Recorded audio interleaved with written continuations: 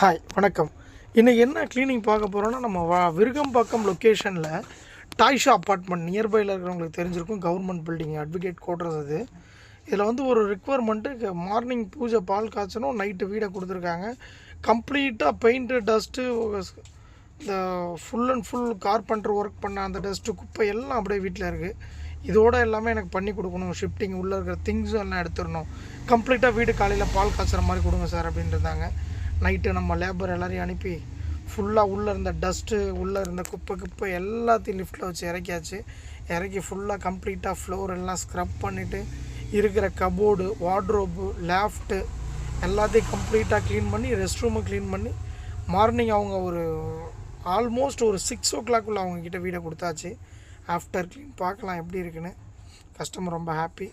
இந்த மாதிரி cleaning service சென்னையில் லாஸ்ட் மினிட் எங்கேயுமே கிடைக்கல, எல்லா க்ளீனிங் கம்பெனியும் புக் ஆகிட்டு எங்களால் எதுவுமே முடியல, எமர்ஜென்சி அப்படின்னா கண்டிப்பாக நீங்கள் என்னை கூப்பிடலாம். எப்போவுமே நம்மக்கிட்ட ஒரு 2-3 டீம் அவைலபிள் இருக்கும். முடிஞ்ச அளவுக்கு 99% எமர்ஜென்சியாக வர கஸ்டமரை பண்ண தான் பார்ப்போம், அவாய்ட் பண்ண மாட்டோம். அமௌண்ட் எப்போ வேணாலும் சம்பாரிச்சிக்கலாம். மக்களை சம்பாதிக்கணும், நல்ல கிளைண்ட் சம்பாதிக்கணும். இந்த மாதிரி தேவைன்னா கண்டிப்பாக கூப்பிடலாம்.